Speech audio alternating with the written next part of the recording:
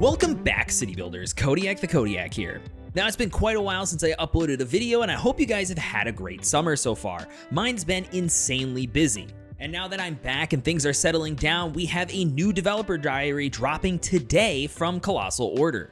The title, Bridges, Bikes, and Bug Fixes. Now, if you guys missed it, they just recently released some new content for City Skylines 1, and it appears City Skylines 2 is on the fast track to having that new content as well. Now, before we get started, make sure to subscribe, hit that like button, and do not forget to turn on notifications so you can keep up to date with all the City Skylines 2 news, tips, and tricks. Without further ado, let's get started. Now, it's been a bit since I've uploaded here, and I hope you guys can forgive me. I've had a very busy summer.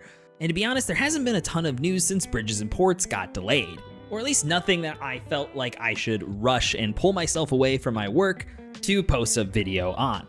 However, there's been a lot of other things going on in the city builder genre as of late, so do expect some more videos to populate the channel in the coming weeks. I've also become completely addicted to Town to City over on Twitch, which you can find a link to down in the description if you guys want to come and see what that game's all about, which has been super cute and fun. Now on to the actual presser here.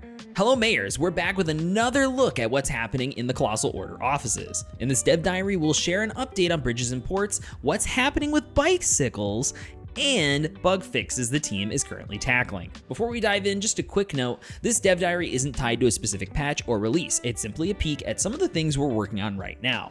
Think of it as a progress update rather than a complete overview of upcoming content. So just a big spoiler for a lot of this information is that there is no release dates being given really at all inside of this dev diary. It's not tied to anything specific, but it does give us a lot of great details about Bridges and Ports, and especially what the other things the developers are working on, like bikes and some new buildings that will be coming soon. An important line here is the last bridge is complete and ready to open new connections into your cities, and the port is even more options to choose from thanks to the additional development time. So they're basically saying that because they delayed the release of the game, they were able to actually add quite a bit more stuff. With the expansion in a good place, it's time for the team at Paradox to do their magic. Although we don't have a release date yet, but very soon, you can expect 2 developer diaries that dive into everything Bridges and Ports have to offer. We're excited to see what you've been working on and what you create once the expansion is available. So essentially right here, what they're saying is that they're done on their development side for this release, and that they're just waiting for Paradox to get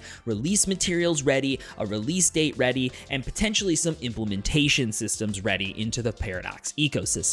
Now again, they don't really tie this to any release, and they don't really announce any release date specifically throughout the entirety of the dev diary. So they're really alluding to the fact that we're kind of done working on Bridges and Ports. It's functionally done, so the release date in theory should come quite soon.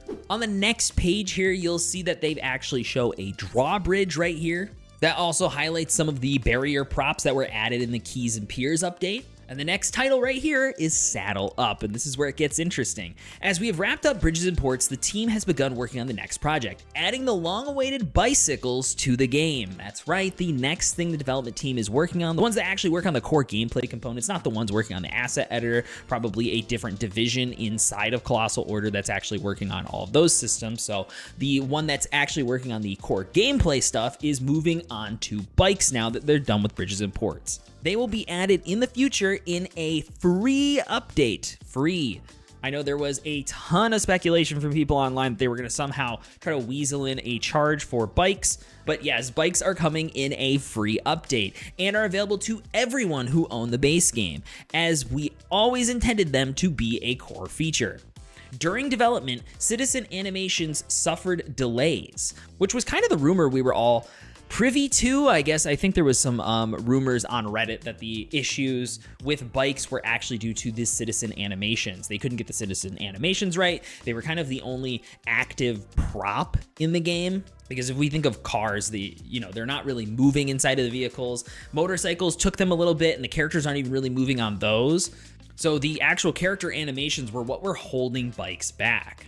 We've been itching to bring them to the game since then, and we're excited to finally get the chance to do so.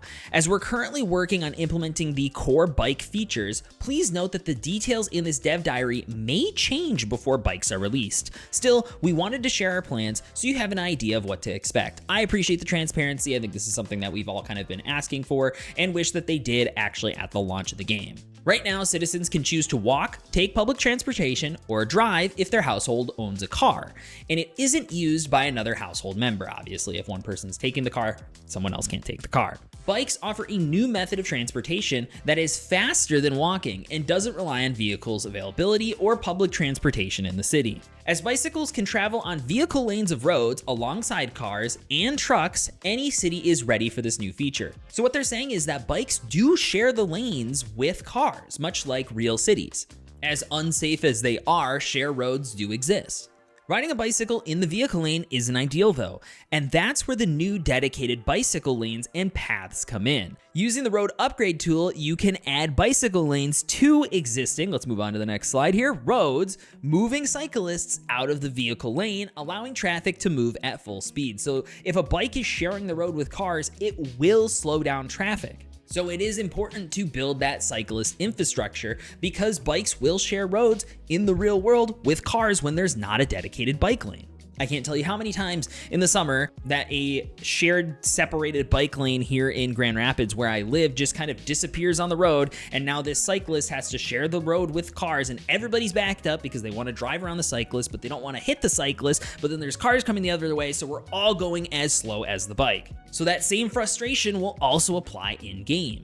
Dedicated bike lanes also provide a higher comfort, which affects the pathfinding of your citizens. So cyclists will choose dedicated lanes even if the route is a little longer. In addition to the road upgrade, we also have a standalone bike path, which are placed similarly to pedestrian paths. They can offer cyclists a shortcut through green spaces or serve as bicycle highways throughout the city. So we can really build full cyclist infrastructure. This is a pretty game-changing feature for a citizen movement perspective. This can completely change how you've developed your city, or much like in real life, you can take a look at your city and try to fit in this new infrastructure and make the living, breathing city that you have start to adapt to this new form of pedestrian transit. I couldn't find an easy way to pop out these pictures, so I decided just to zoom in on them. So here's some zoomed in screenshots of the game with the cyclist lane. So it's a work in progress to look at bikes in City Skylines 2 with the initial and very bright green implementation of the bike lanes. I do hope they dull down the color just a little bit. It is very aggressively bright green to look at. However, the bike lanes do stand out, much like the bus lanes. Now, some interesting things in these photos and screenshots here is this little bike port. It's like a carport, but for bikes, so a nice little shelter to park your bikes on. So bikes will have parking, and we'll read about that here in a second. You can also see this little garage right here, which has a bike on the door, which I assume is actually more of a closed garage shelter for parking your bicycles. And in the background here, you can also see the actual dedicated bike pedestrian path. We can also see another barking bike sign right here as well. I don't know if that's this huge structure in the back right here, or if there is more of a smaller lot behind all of the pedestrians waiting at the bus stop. However, it does seem like there is more features than just they've added bikes, they added bike lanes, and that's just it. There is definitely some mechanics of parking your bikes. Where do they go? Let's read some more. Just like cars don't fit in citizens' pockets, neither do bicycles. At home, they'll park them in a bike rack props that are on the lots if they're available. Otherwise, the bikes will be stored away until they're needed again. When they're out and about in town, they'll also need somewhere to park their bicycles. While many buildings have bicycle racks, yes, the props that are already in game will become usable, which is really cool. I'm glad that that was planned in advance. I was gonna be really disappointed if those were just like dummy props because they added them in too early. I'm also super curious to see how that will work because those are just kind of generic props. So if we're just placing them around our city, will our citizens just like walk over to them and place them no matter where we kind of place them in the game? Very curious to see how that one will work.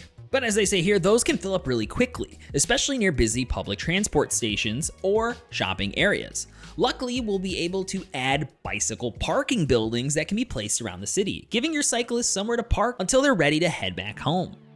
These come in a variety of different sizes and styles, so we hope you'll find an option that fits your city perfectly. Last but not least, we also have a new policy to influence cycling in your city. While the details of these are still being fleshed out, our goal is to provide you with a way of encouraging or restricting bicycle usage in parts of the city based on your needs. Once bicycles are finalized and ready to roll into your cities, we'll have all the nitty-gritty details for you. In the meantime, let's see what else is in the works. I'm very curious to see how these new policies will actually be implemented. If there's policies to discourage bikes, if there's going to be policies that say actually no cyclists can share the roads with the citizens, and hopefully force them to take bike-only lanes. That way, for those people who are trying to make a little bit more maybe realistic American cities where bike infrastructure is kind of a forgotten afterthought, and force citizens to take other forms of transit rather than slowing up car traffic, that way we can actually do that kind of implementation.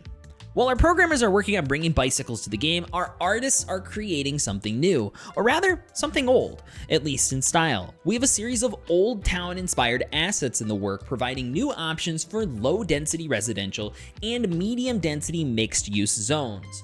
While Old Town doesn't cover all the zone types, it covers both European and North American styles. So your city can have an old district no matter which theme you're using. And you can, of course, add both to your city if they fit the style you're after.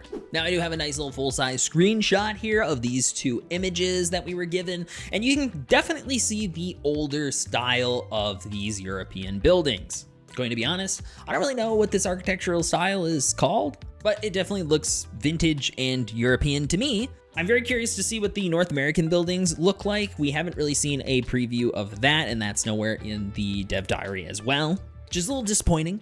I'm very curious to see what the North American ones look like. Maybe those ones are still in the works. I'd really like to see some boomtown, like early 1900s style downtown buildings for the American Old Town buildings. I feel like that's something we're sorely missing, and a lot of cities inside of North America have little commercial centers inside of neighborhoods that will have little pockets of commercial that look just like that. So it would really go a long way in making the cities feel a little bit more realistic and alive. But that's not all. We have new service buildings in the works too, ranging from a smaller cemetery, thank God, those cemeteries are way too big. I'm very thankful that there will be a smaller cemetery option and a new campfire site with an outdoor sauna, of course, to new depots and stations for existing public transport options, including a brand new tram station. They vary in both size and functionality, and we hope they will strengthen your public transit. And while you're updating your lines of new stops, you may want to check out the new multi-select feature for your transport lines.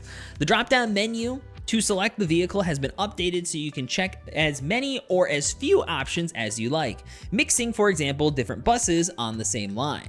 But as you can see here, you can pick the different models, so you can say Colossal Order bus and regular buses, or just the electric buses if you want, or you can have electric and gas buses on the same line if you'd like. So the next few paragraphs here are from tourists and telegrams. Now, the first section is talking about the tourism industry and basically the changes that they're making to them. I won't get into the nitty-gritty of it, but in short, these changes won't come with the first update that's coming after this developer diary. So whenever they have the next update after this comes out, this change will not be included in that. But they do break down what the issues are and what steps they're moving to fix them. The next section is actually all about the mail system and them talking about how the mail system has not really been working properly at all since launch, and that their newest update trying to fix it didn't really fix it to the way that they wanted it to be fixed, or it needs to be implemented. They claim that in the newest update that will come out, the postal system should be fixed, and that the issue was that the game was treating mail like all other cargo and storing it in warehouses. As a result, kind of crippling the entire postal industry. They've now fixed that, and it seems like everything is working fine, so we'll see if it actually happens in the newest patch whenever that comes out. And that's about it. They do say thank you to everyone, especially for those of you who have submitted saves with issues, for helping them catch specific cases or highlight why issues are happening. Sometimes it can be hard to repeat certain issues, so when you guys submit saves to the developers with your bug posts, it's really, really helpful for them. And finally, right here at the end, while you wait for the next dev diary from us, keep an eye out for news. We heard a little rumor that Paradox and some of the talented creators in our modding community have a small surprise for you. We will definitely tune in tomorrow to see what they've been up to. So expect a little surprise from Paradox and the modding community tomorrow. I have quite a busy weekend, so I don't think I'll be able to prep a video for that release. So stay tuned to the official channels from Colossal Order and Paradox, as well as other members of the community who I'm sure will inform you of what that little surprise is. Now, I will most likely have some other videos coming out soon, especially one this week that I'm actually really excited for, and I'm excited to hear what you guys have to say about it. So make sure you guys have notifications turned on for that video. It is good to be back and making videos again, and I'm happy to have you guys watch. And I hope to see you guys soon. Now, I'll let you guys get on with your day. I've been Kodiak the Kodiak, and I'll catch you guys in the next one. Deuces.